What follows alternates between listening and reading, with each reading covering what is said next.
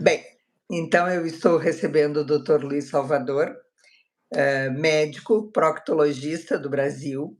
Vou começar me apresentando. Eu sou Gesseli Vivan, sou gestora da Em Portugal Consultoria e nós fazemos processos de reconhecimento e ingresso acadêmico.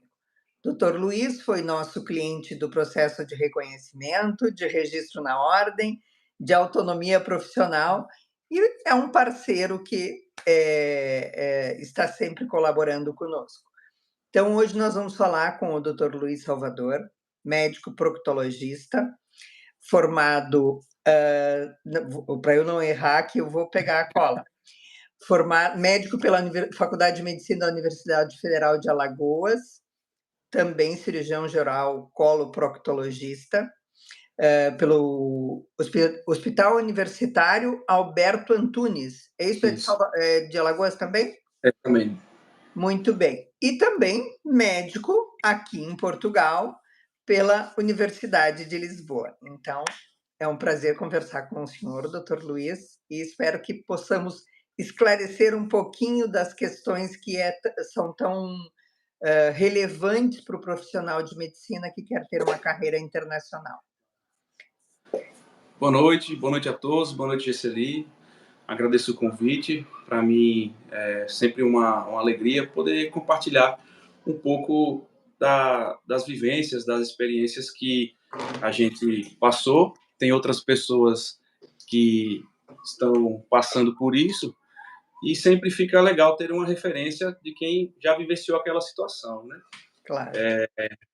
E o objetivo é contribuir. Se tem alguém que percorreu aquele caminho que eu pretendo percorrer, por que não pisar em cima das pegadas dessa pessoa? Eu vou encontrar facilidades, atalhos, do que eu querer desbravar os caminhos desconhecidos, né? Então, vale a pena ter referências, e o Em Portugal Consultoria me proporcionou essas referências quando eu estava lá atrás, passando pelos processos, e hoje eu posso ser uma para as pessoas que desejam realizar também esse processo. Muito bem. Eu acho bastante rico ter, como o senhor diz, as experiências para contar, embora seja um processo dinâmico, mas realmente, assim, o ter passado, ter vivenciado tudo, lhe dá uma noção, principalmente, eu acho, do que esperar do processo, né? Das fases todas. Mas antes de eu começar a falar do processo, e vamos falar do processo, eu gostaria de saber o que é que lhe motivou a fazer o processo de reconhecimento de medicina em Portugal. O ano era 2017. A primeira vez que eu estive em Portugal foi em lua de mel, no meu casamento. Nós passamos alguns dias no Funchal, na Ilha da Madeira. E a gente está recém-casado, apaixonado, em lua de mel, então tudo é maravilhoso, tudo é incrível. E a experiência que eu tive nesse primeiro momento na Madeira, em Portugal, foi algo assim que me deixou extasiado. E eu falei comigo, poxa, eu quero que esses dias que eu tive aqui em lua de mel seja isso pro resto da minha vida, né? E aí comecei, depois que voltei, comecei a pesquisar como seria esse procedimento, como seria esse processo para fazer a revalidação. Poucos meses depois, meus pais se transferiram para Portugal. Minha mãe é psicóloga e estava fazendo uma pós-graduação, um mestrado, não me recordo bem, em Leiria, na cidade de Leiria. E Deve ser mestrado, eu acho. Isso, mestrado. E depois, por algumas oportunidades, eu fui visitá-la. E também gostei muito, tanto do que eu conheci do arquipélago, na primeira viagem, quanto do que eu conheci do continente nas viagens subsequentes que eu fiz para visitá-los. E aí, nesse contexto, eu fui pesquisando, fui me inteirando, encontrei o Em Portugal Consultoria pelo Google mesmo, e parei, assisti vídeos, li depoimentos, e aquilo ali me passou uma confiança, uma credibilidade, e foi quando eu fiz o primeiro contato com você, Gesseli. E aí, pouco depois, nós definimos a trajetória e percorremos ela juntos. Muito bem. E me diz uma coisa, o que foi que lhe agradou? Vejo que assim, bom, quem já foi à Madeira sabe o porquê que a gente se apaixona pela Madeira, mas que é aquela natureza exuberante, tudo é muito lindo lá. E como disseste, né? Apaixonado, começo de relacionamento, tudo é lindo. Mas e o que que te apaixonou depois por Portugal? O que que fez assim esse destaque, esse brilhar no olho? Além da É, paixão pela patroa, obviamente. sim, Hum, a possibilidade de estar perto da minha família, né, que minha referência são meus pais. Nossa família é algo bem definido. Somos meus pais, meus irmãos e hoje, principal, minha família, minha esposa e minha filha. E meus pais lá, e é o desejo de estar juntos na unidade familiar. Eu queria, de alguma forma, tentar mantê-la, né? Manter essa proximidade. E, assim, a tranquilidade, a segurança que passa, o clima também, que, para mim, que convive aqui no Nordeste, sempre é quente, é quente, é quente. Então, a gente vai, passa um friozinho, acha gostoso. Assim, é diferente morar do que passar alguns dias. Mas aqui, sim, isso também me encanta. muito bem. E me conta assim, quais foram quais foram os maiores desafios que o senhor percebeu no processo de reconhecimento? Bem, o processo ele vai apresentando desafios a cada etapa, né? Uhum, Antes da primeira etapa, agrupar, reunir toda aquela documentação. As instituições de ensino superior aqui no Brasil, elas não facilitam, são, são locais que você parece que está pedindo um favor. Se você simplesmente quer um histórico escolar, você quer as ementas das disciplinas e você tem dificuldade de ter acesso a isso, espera muito e vai lá 2, 3 vezes. E só daí de agrupar essa documentação já é algo bem cansativo. E você aí, sabe que isso é tão estressante normalmente para os profissionais, que nós criamos uma modalidade de consultoria onde a gente busca os documentos exatamente para não ter a necessidade do profissional se distanciar da sua realidade e entrar num mundo que não é seu e que a gente sabe o quanto é estressante. E depois que a gente colocou essa modalidade, todos os nossos clientes têm entrado por aí, porque ninguém gosta de correr atrás de documento, né.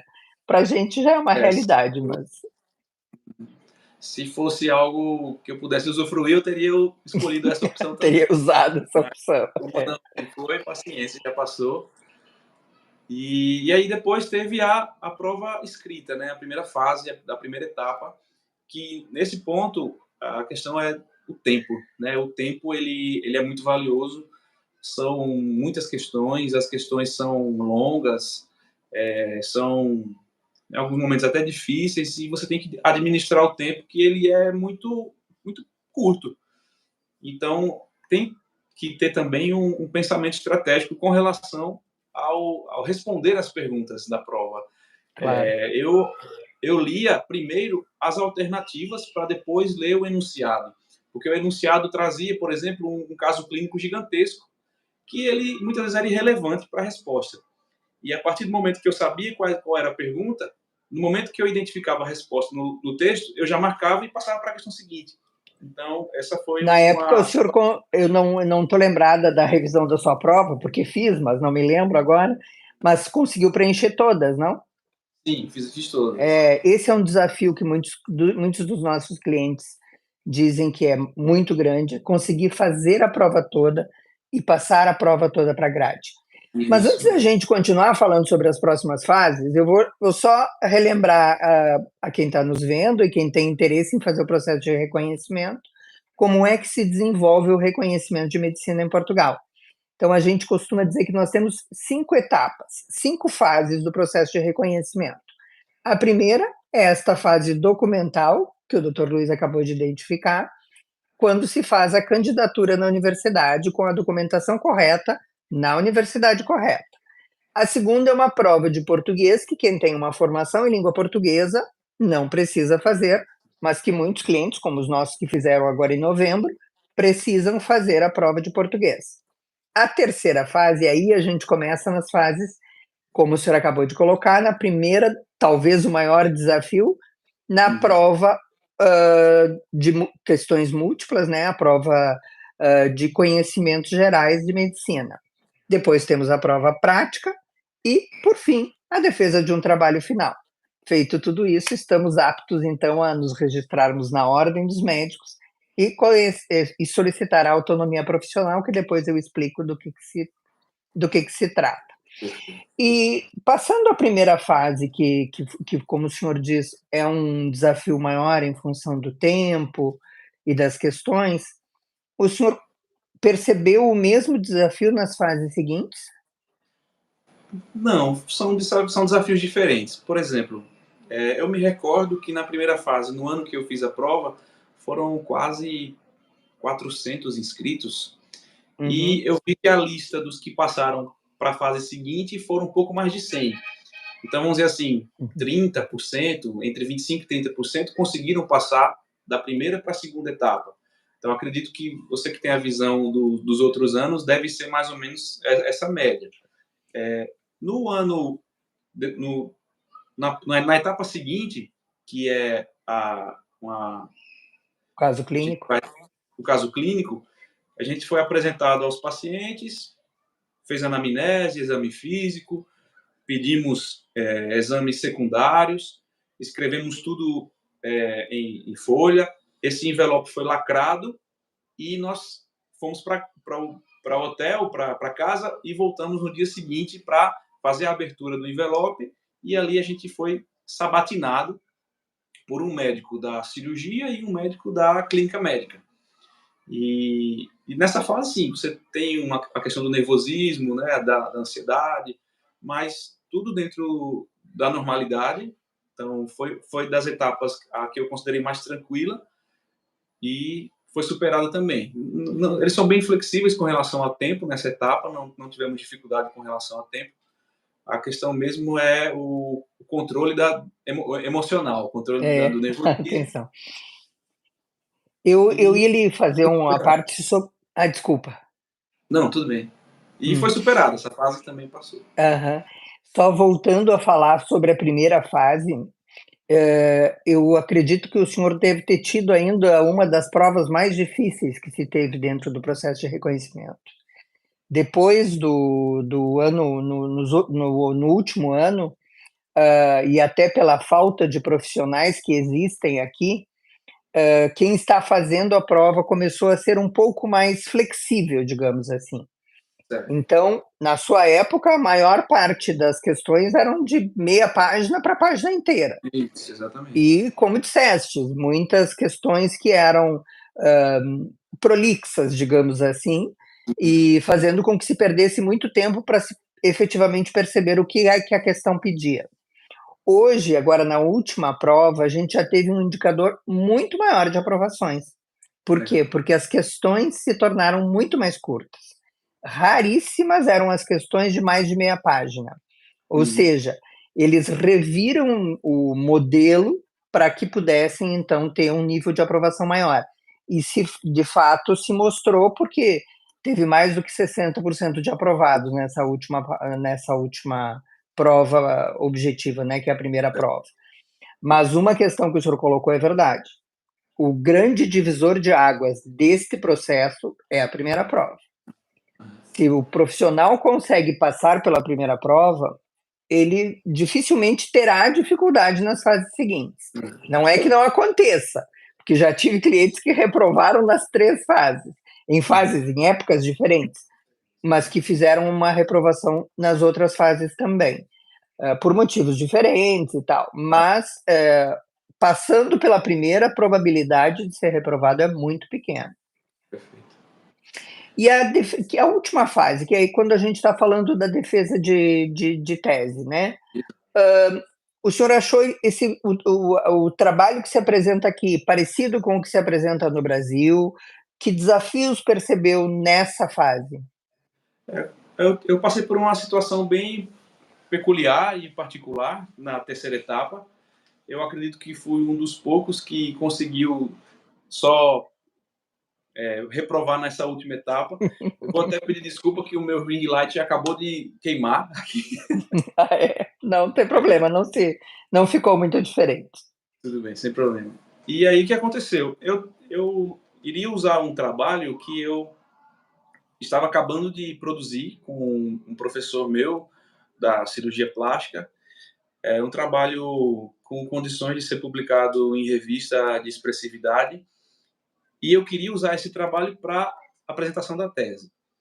E aí, por uma falha de comunicação, alguma situação com relação ao meu orientador, esse trabalho foi enviado para publicação antes da minha apresentação, e havia a presença de outros autores. E por conta disso, eu não pude apresentar este trabalho. Então, ele foi devolvido e ele falou assim: olha, esse trabalho já não está não cumpriu os pré-requisitos para apresentação. E aí eu, querendo aproveitar data de viagem, passagens, toda uma organização que eu já tinha feito, eu fiz um trabalho de uma forma mais rápida e assim, e não ficou bem feito, ficou um trabalho altamente mais ou menos. E eu fui apresentar esse trabalho ruim e os avaliadores falaram: olha, seu trabalho tem muitos defeitos, ele está numa fase ainda muito embrionária, não tem condições de ser um trabalho para uma defesa de uma equivalência para uma tese de mestrado. Então, infelizmente, a gente não vai julgar, ele vai ser devolvido e você vai ter que complementar, refazer, tem que fazer outra coisa. E aí eu voltei para casa com as orelhas caídas, o osso ruído e o rabo entre as patas. Então, novamente, e aí nessa segunda vez, aí já foi um trabalho com certeza muito mais elaborado, um trabalho que tinha um embasamento científico diferenciado, e logo depois que eu apresentei, eu publiquei. Aí foi na ordem Aí correta. foi o inverso. E aí foi, assim, deu tudo certo. Só lembrando por que esse é um trabalho, falamos em mestrado, né? Porque a medicina em Portugal é um mestrado integrado. Então, enquanto mestrado integrado, ela necessita de um trabalho de conclusão, de um trabalho final, né? É bem verdade que hoje, até em função dessa flexibilização que eu lhe disse, tem se aceito muito mais a questão dos currículos e as dissertações. É bem verdade que, estrategicamente, as dissertações e as monografias são muito melhor aceitas, muito mais valorizadas e sobem muito mais a nota do profissional. O que, para quem tem projetos futuros de fazer uma especialidade aqui, pode se tornar mais interessante do que fazer currículo, mesmo que às vezes possa usar essa prerrogativa. Muito bem, então, passadas essas fases todas, conseguimos o reconhecimento. E me conte, assim, olhando agora para o percurso, para o seu percurso e para o percurso do reconhecimento aqui. Em que momento o senhor entende que é mais adequado se fazer o processo de reconhecimento? Já com uma carreira consolidada, já com especialidade? Qual é o momento que o senhor entenderia ser o mais adequado? A minha resposta para essa pergunta é bem objetiva. Quando alguém pergunta qual é o melhor momento para fazer o reconhecimento da especialidade, eu digo assim: agora. Porque a gente sempre vai encontrar uma justificativa, uma desculpa para adiar. Vamos supor, eu sou um médico recém-formado e eu vou falar assim: não, eu preciso trabalhar um pouco, vou capitalizar, ou então vou estudar para minha residência. E aí depois, passo o tempo, entrei na residência, falo, agora não posso, estou na residência, tenho uma carga horária altíssima, além da residência eu tenho que trabalhar fora, dar alguns plantões, então agora não tem condições, e aí você consegue acabar a residência e você já entra no contexto de se inserir no mercado de trabalho, e aí você precisa marcar sua presença ali, você precisa trabalhar em 1, 2, 3 hospitais, chegar junto nos plantões, então você vai ficar sem tempo também. Então, o desejo de fazer tem que ser maior do que a melhor desculpa para não fazer. Então, o momento melhor é agora. É agora. Que a gente só percebe a diferença do ter e não ter depois que tem, né? Eu me lembro do senhor ter relatado algumas questões e depois que conseguiu o reconhecimento da forma como se passaram algumas questões cotidianas em que lhe geraram maior reconhecimento. Entende que isso é um fator determinante para a valorização do profissional? Sim, com certeza. Quando me perguntam se já vejo algum benefício, alguma coisa que já me proporcionou ter feito a revalidação, ter feito a equivalência, eu já percebo isso ainda estando no Brasil, né? Então, eu tenho a minha rede social, eu divulgo vídeos falando sobre minhas doenças, as doenças que eu trato no meu consultório, as minhas atividades, e os seguidores, eles também têm acompanhado essa trajetória. E quando eles sabem que o médico deles galgou uma formação no exterior, a medicina que ele aprendeu aqui, ela foi reconhecida no estrangeiro, então ele já tem um olhar diferente. Eles falam assim, poxa, o meu médico ele foi para fora para estudar mais, ele teve essa garantia que o que ele pode fazer aqui, ele pode fazer lá também. Então já foi uma visão por parte dos pacientes, Uhum. por parte dos próprios colegas médicos, né? Então, eu convivo numa situação bem particular, que é o fato de ter feito toda a minha formação aqui em Alagoas e ter ficado trabalhando aqui em Alagoas. E quem faz residência aqui, na sua cidade, e fica, às vezes é muito difícil dissociar a figura de que você deixou de ser residente. Você agora é um médico especialista e os colegas Uhum. precisam e devem conversar com você como um igual. Mas você, porque foi residente, parece que fica difícil de você vencer essa barreira. Quando eu fiz o processo de revalidação, eu percebi também que eu consegui ultrapassar essa barreira. Então, eu tenho colegas que foram professores, foram preceptores, foram chefes da residência, que conversam comigo sobre casos clínicos, me ligam para pedir opinião, chegaram na idade de fazer o procedimento de colonoscopia, recorrem a mim, perguntam quando é que eu tenho agenda para fazer comigo. Então, isso já me traz muita alegria e satisfação, porque eu estou sendo abraçado, envolvido e tratado como um igual num ambiente com os indivíduos que foram meus professores, que me ensinaram, né? E esse é o ponto com relação aos colegas. E com relação a mim mesmo. Então, eu enfrentei um desafio, passei pelas etapas, fui conquistando, fui conseguindo, e quando a gente vence essas etapas, existe um sentimento também de alegria, de felicidade no sentido de você entender que você tem as suas capacidades, né? Que Claro. você vai enfrentar outros desafios e perseverar e conseguir. Então, isso também é muito saudável para quem faz e vai superando, né? Sabes que eu acho interessante que os médicos que estão acostumados a passar por várias provas, tenho vários clientes que são doutorados, pós-doc, livre-docentes ou que participam de muitos processos internacionais, e a gente diz para eles: "Você tem que fazer uma prova".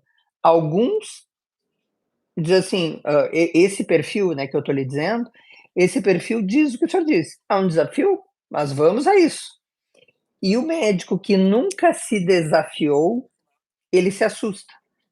Então eu acho que é mais ou menos é o que estavas dizendo antes, assim, como tu fostes te desafiando, era só mais uma etapa, era só mais um desafio. Não quer dizer que não gere medo, não quer dizer que não seja, um desafio, mas a gente se torna mais corajoso conforme vai transpondo desafios, né. E Sim. aí, isso São é os bastante desafios que nos movem, né? São os desafios que nos movem. é. Mas Eu recentemente tive uma conversa com a minha mãe e eu voltei um pouco frustrado do trabalho. Eu me vi ali com o grupo de colegas já com mais carreira do que eu e uhum, fazendo seu consultório, seus exames. E eu estava fazendo a mesma coisa que eles, estava fazendo o consultório, estava fazendo os exames, as cirurgias, os procedimentos. E, e chegou um momento que eu falei assim, poxa, será que eu vou ficar por aqui? Será que esse é o fim da linha para mim? Será que eu não tenho mais nada para galgar, para correr atrás? Porque me senti incomodado por estar numa zona de conforto. E isso Olha só. é curioso. Eu quero problemas para resolver, né? É uma questão interessante essa, quero problemas para resolver.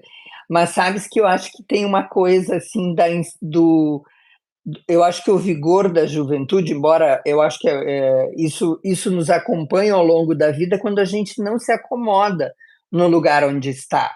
Não se acomoda em ser sempre aquela pessoa que, galguei um degrau, ok, beleza, tá todo mundo me reconhecendo, tá tudo bem, tô ganhando minha grana, tá tudo tranquilo, faço bem o que eu faço e ficar nisso. Talvez lá, muito tempo atrás, isso fosse até aceitável, né? Porque as portas não estavam assim tão abertas para a gente galgar novos desafios. E mesmo assim, muitos fizeram. Mas quando a gente se acomoda, se morre um pouco, né? Se morre um pouco não podendo viver coisas que talvez nos engrandecessem enquanto pessoas, enquanto profissionais. Então é de louvar quem se provoca o tempo todo assim. E acho isso muito interessante. Parabéns, é um desafio que tem que se estar toda hora olhando para ele. Dissestes que, pelo teu olhar, o momento de fazer é sempre agora. O fazer o reconhecimento é agora.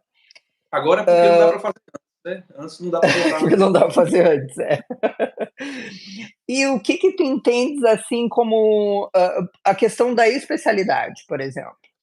Achas que seria relevante fazer antes o reconhecimento e uma especialidade já internacional, ou achas que é relevante fazer a especialidade aí, antes de pensar num outro caminho? Eu, quando fiz a revalidação, eu estava no meio da especialidade. Eu estava fazendo a especialidade aqui no Brasil.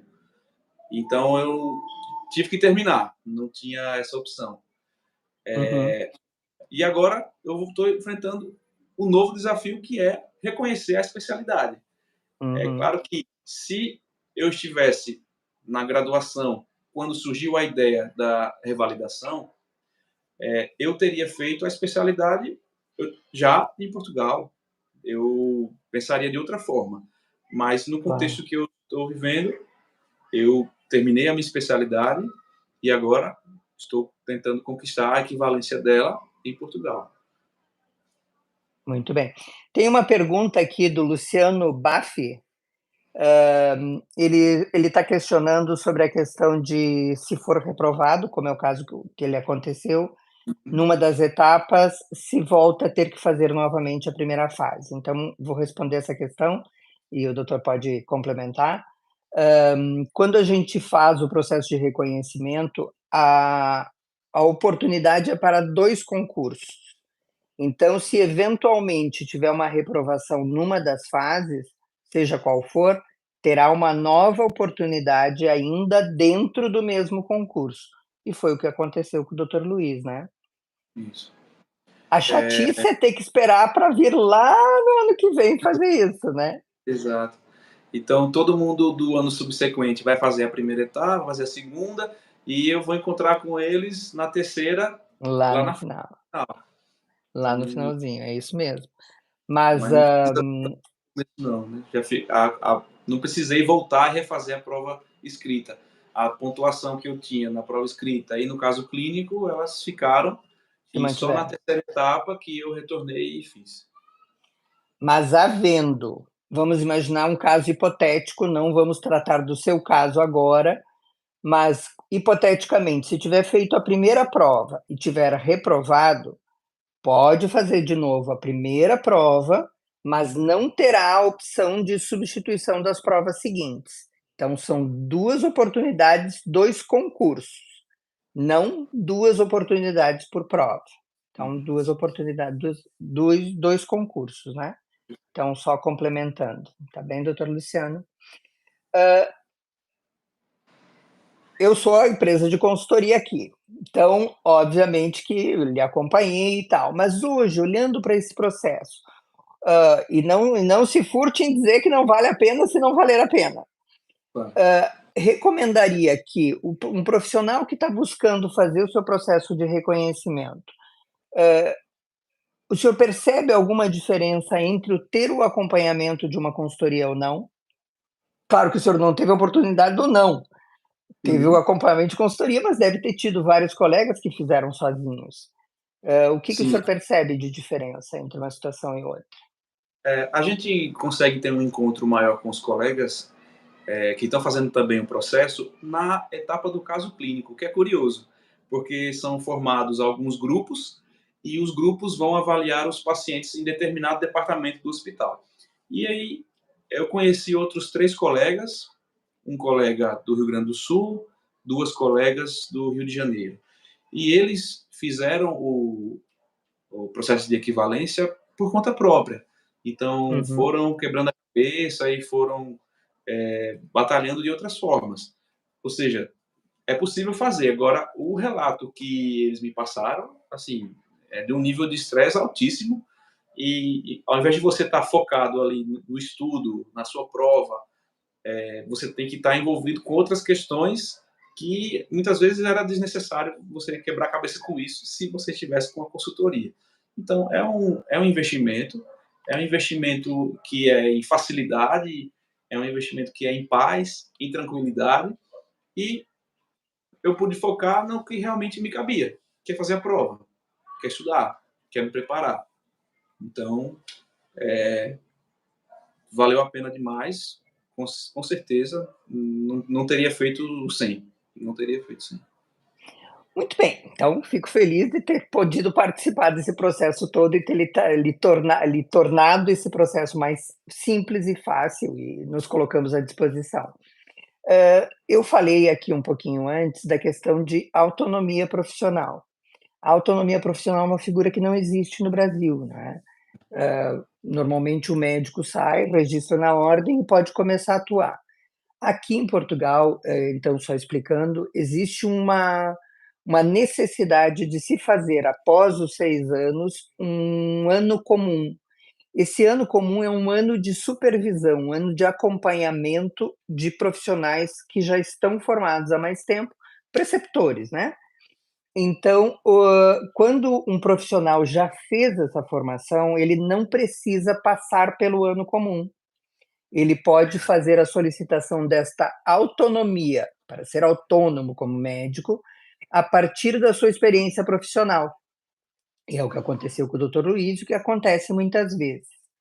Só uma ressalva: algumas vezes, a gente necessariamente precisa fazer o ano comum, mesmo tendo feito autonomia profissional. É o caso de alguns clientes que nós temos agora que estão fazendo o PNA, que é o Programa Nacional de Acesso às Especialidades, e eles, apesar de terem já o tempo para fazer a solicitação de autonomia, precisam ainda assim fazer o ano comum, porque ele é um pré-requisito para a especialidade médica. Mas nesse caso também a gente tem um jeitinho para essa situação, né? Porque no ano comum o médico já começa a receber. Mas como esses profissionais também já têm condições de fazer a autonomia profissional, o que que a gente fez? A gente reconheceu a autonomia, ele está fazendo o ano comum, e aí acaba recebendo das 2 partes, né, enquanto médico autônomo e enquanto profissional que também está recebendo para fazer o ano comum supervisionado.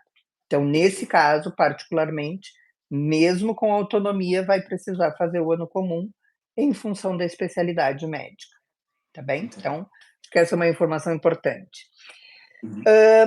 E dentro dos eu acho que não é de desconhecimento de ninguém que a mídia no Brasil muitas vezes fala muito das questões de xenofobia, de diferenciação de profissionais, situações, assim, às vezes um pouco desconfortável para quem pensa em ter uma carreira internacional ou sair do país.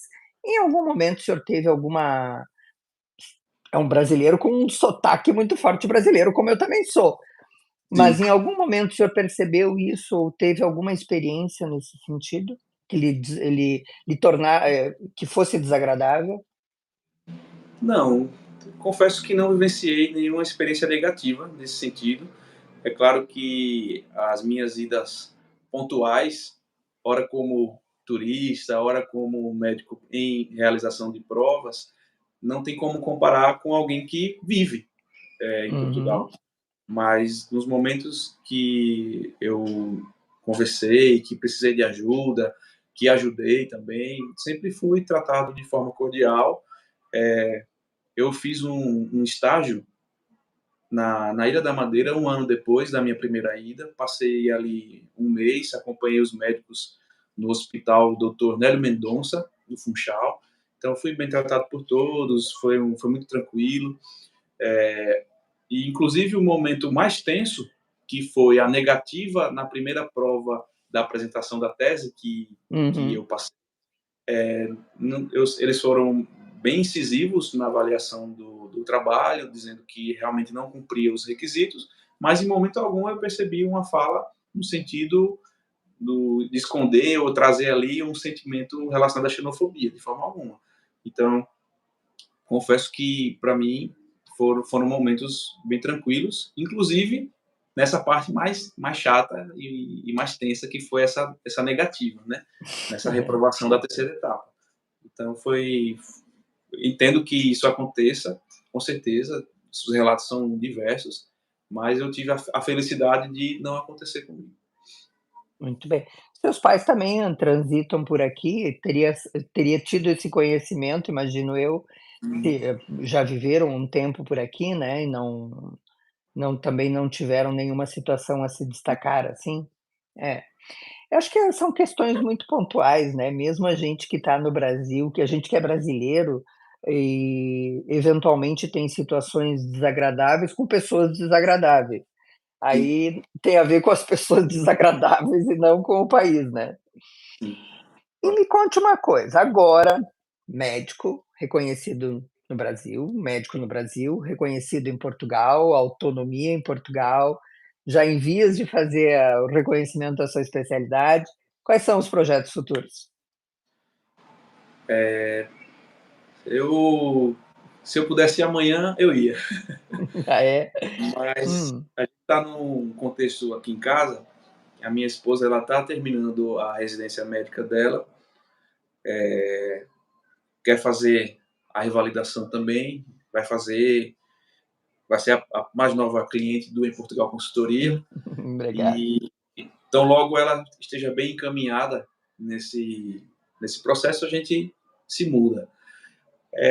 Eu conquistei também recentemente a cidadania, né, a italiana, através de ancestrais, a gente conseguiu a cidadania italiana. E engraçado que, mesmo antes de ter o desejo de mudar, de ir para outro país, em 2014, ainda como estudante de medicina, eu fiz um estágio de um mês no hospital na cidade de Pescara, na Itália. Ah, na Itália. Uhum. E eu passei um mês lá no setor de pediatria. E eu não sabia nem o que era um pomodoro quando eu fui para a Itália. Aham. E foi muito gostoso, foi muito legal essa experiência. A equipe lá do hospital, todos falavam inglês, deu para aproveitar e deu para aprender um pouquinho do italiano também. E ficou esse sentimento diferente quando a gente conquista a cidadania de querer ir novamente, conhecer. Então, o projeto do ano que vem é a gente fazer uma viagem, levar a minha esposa, levar a minha filha pequena, e o tempo vai passando, a gente vai organizando, mas eu acredito que no máximo daqui a uns 3 ou 4 anos a gente já está em definitivo já. Vou só fazer uma ressalva que o senhor agora está com 2 aspectos que eu considero dos mais relevantes para se tornar um profissional internacional. Em primeiro lugar, o curso de medicina, que é um curso que tem, reconhecimento quando se reconhece aqui, pode-se atuar em 27 países. E agora um outro aspecto que é bastante relevante, que é o livre trânsito pessoal, né, porque o curso pode lhe dar o livre trânsito profissional, mas o livre trânsito profissional pessoal, desculpa, é dado muito a partir da cidadania. Então agora, o senhor fala inglês, já deve estar com o italiano melhor a essa altura, né, E veja que, assim, abrem-se possibilidades em 27 países, pelo aspecto da nacionalidade e também pelo aspecto profissional, porque a medicina, junto com alguns outros cursos, tem essa possibilidade de livre trânsito. Então, é o que é bastante interessante. E, Gisele, uma, Diga, diga. uma questão que mudou para mim, porque o processo ele vai fluindo com o tempo e a nossa mentalidade também vai se transformando no decorrer Claro, disso. Então, às vezes, começa o processo com um pensamento e termina já pensando de outra forma. Um critério que me faz desejar me mudar para outro país para exercer a minha profissão fora é que nos últimos anos teve um boom muito grande das escolas de medicina aqui no nosso país. E a gente tem hoje praticamente 400 escolas de medicina. Nós só perdemos para a Índia em número de faculdades de medicina no Brasil, só que a Índia tem 1,5 bilhão de pessoas. A gente não tem 400 mil pessoas. Então, eu acredito que para a valorização da profissão, o futuro do médico com referência ali como uma simbologia de respeito e tudo mais, isso vai cair. Então, isso vai se sustentar muito tempo. Então, vão chegar muitos médicos novos, com muitas vezes com uma formação assim duvidosa, aquém do que o paciente merece pois. receber, e vão aceitar realizar plantão por um valor menor, vão aceitar receber dos planos de saúde por consultas e procedimentos num valor inferior, e isso vai acabar nivelando por baixo, né? Desqualificando todo mundo, né? E É um outro olhar. Sabes que, E assim, eu aqui penso nesse contexto também, né? Eu penso muito nisso é uma agora. No preocupação. começo do processo, não via isso de uma forma tão tangível, mas agora já vejo dessa forma também. Entendo, entendo. Sabes que, assim, apesar de Portugal estar começando a ter universidades privadas, que até então não tínhamos universidades privadas com o curso de medicina, eles têm um nível de exigência altíssimo. A DGS, que é a Direção Geral de Ensino Superior, tem sido muito crítica nesse sentido, então sim, acho que existe ainda uma preocupação muito grande com o processo formativo. E é uma preocupação que todos nós temos que ter, porque em determinados momentos também seremos pacientes, né? Não Claro. seremos sempre o médico, não seremos, não que não sou médica, mas não é sempre esse o olhar, né? Eu tenho aqui o doutor Luciano perguntando também sobre a questão da cidadania, se ela de alguma forma facilita o processo. Não, doutor Luciano. O processo de reconhecimento é o mesmo, independente da nacionalidade. O que vai diferenciar é onde se fez este curso de medicina. Existem algumas universidades no Brasil que têm parcerias com universidades portuguesas, como é o caso da UFRJ. Aí nós temos um processo que é um pouco diferente, mas a nacionalidade dá o que eu disse para o doutor Luiz há pouco, dá o trânsito pessoal que vai lhe permitir ter muitas outras oportunidades, porque reconheceu a medicina, o que lhe dá trânsito profissional. E aí vai ter a possibilidade do trânsito enquanto indivíduo de poder fazer escolhas. Ah, resolvi que vou morar na França agora. Gostei, achei uma oportunidade interessante. Não será um, um empecilho, digamos assim, o fato do livre trânsito, porque quando a gente não tem nacionalidade, a gente precisa encontrar formas de poder se associar a um projeto, enquanto tendo nacionalidade não vai precisar de nada disso, tá bem? Bem, então agora eu posso contar logo, logo com a sua presença por aqui, porque pelo que eu estou vendo, assim, em 4 anos é um universo de pouco tempo. No Hum. máximo, né? Vamos ver se antes disso, se E as coisas. uma outra coisa que é interessante considerar é já alfabetizar a filhotinha aqui, né? Uhum. Começar o processo de alfabetização aqui, porque Uma das coisas, só complementando a questão da educação que o senhor abordava, é gritante a diferença da formação escolar aqui, mesmo considerando-se uma boa formação no Brasil. A escola pública daqui vai dar para os nossos filhos uma formação muito melhor do que muitas das escolas privadas que a gente paga muito bem para que se tenha essa formação. E uma outra questão que também acho importante, não é tão relevante para ela agora na primeira infância, mas será depois, é o fato de que a ideia da Europa, e daí não é nem só de Portugal, eu costumo usar uma expressão: o que você faz uma vez, você faz sempre. Então, eles olham o indivíduo no percurso e não numa ação pontual. No Brasil, um aluno que vai fazer um ingresso numa universidade, por exemplo, quer ingressar numa universidade pública para fazer uma faculdade de medicina, por exemplo, ele pode ter sido um aluno não tão bom durante o percurso inteiro, mas vai fazer uma dedicação muito forte durante as provas do Enem, vai se dedicar, vai fazer um curso preparatório de qualidade, vai estudar bastante, vai chegar lá na frente e vai passar, e beleza. Aqui não existe essa possibilidade. 50% da nota dele vai contar é o percurso da vida acadêmica que ele teve. E aí, os outros 50%, aquela prova que é pontual. A própria residência acontece isso, né? 20% da nota para ingresso na residência ou na especialidade médica equivale à nota do curso de medicina. Então vejo que assim a gente está sempre passando esse passado vai nos acompanhando. Concursos públicos, por exemplo. Aqui não tem prova de concurso público. É sempre prova de título. É sempre prova do que a gente já fez. O que acaba fazendo sempre, acho que uma valorização do profissional que se dedica sempre, e não só eventualmente.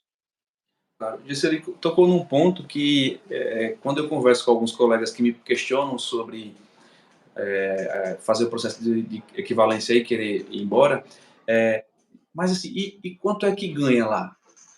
Mas o salário e o valor econômico, financeiro?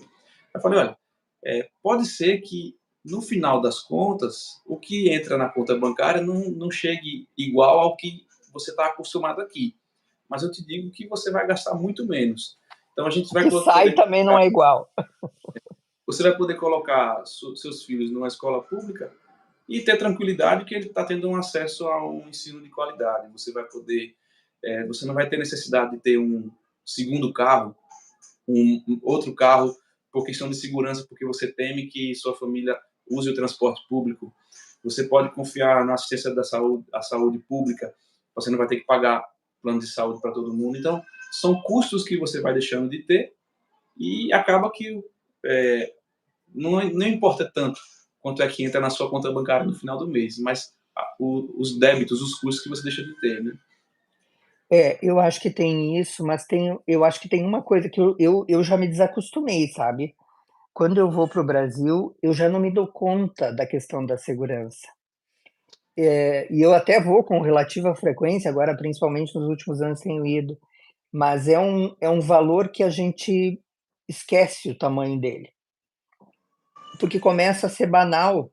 Tu não tem medo de deixar o carro na rua, tu não tem medo de ter esquecido a porta aberta e alguém invadir tua casa. Não estou dizendo que a gente faça isso com frequência, mas isso não é um medo que a gente tem assim tão forte.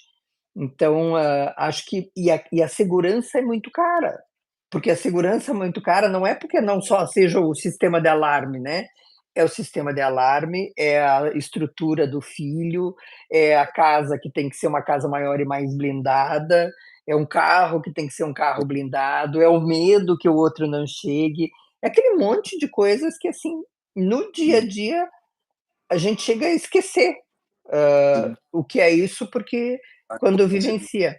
A minha nora é do Rio de Janeiro, e mesmo ela não tendo se adaptado muito bem logo no início, assim, aqui, as questões profissionais, depois ela se ajeitou, ela não queria voltar para o Rio por causa do medo, mas ela nunca teve medo enquanto estava lá, porque ela tinha se acostumado outra com realidade. aquilo.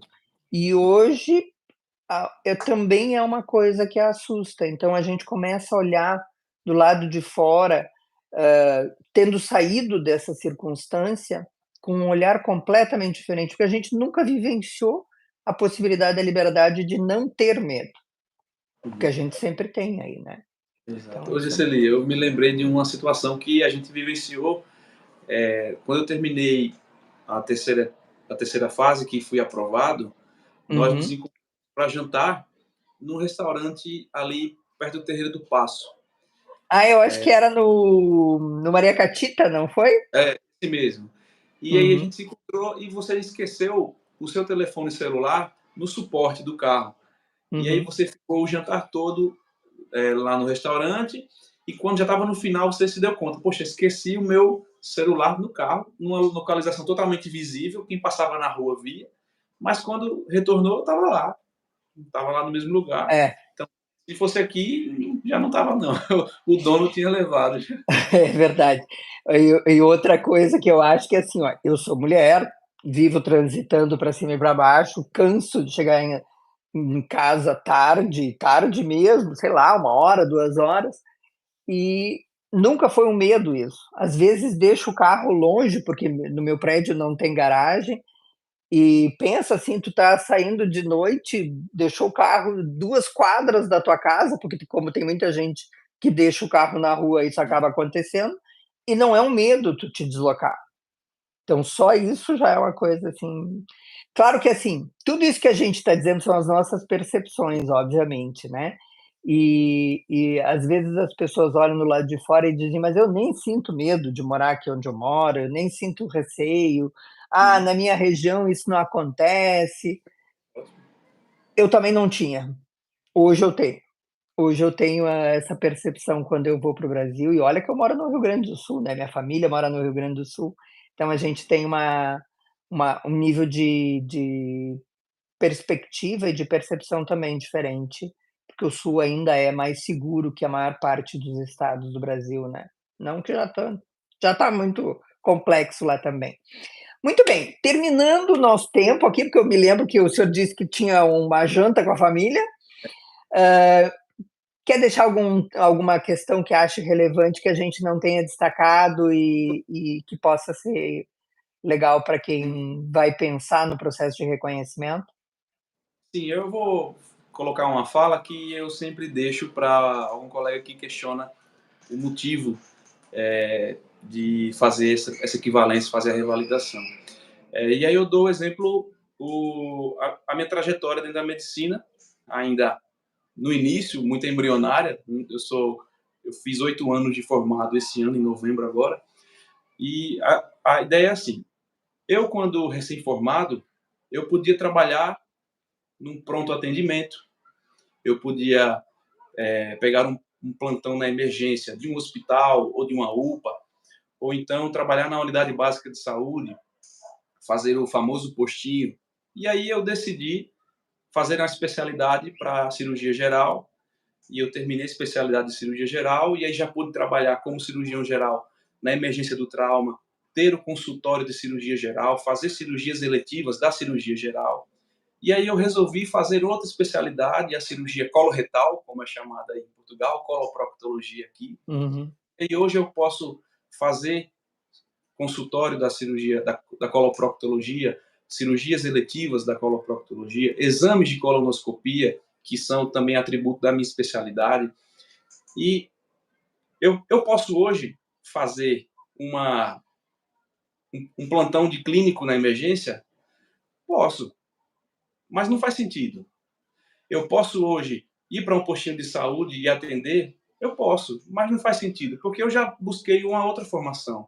Até mesmo da cirurgia geral, eu não faço mais hoje, eu já estou só na coloproctologia, porque para mim já não faz mais sentido.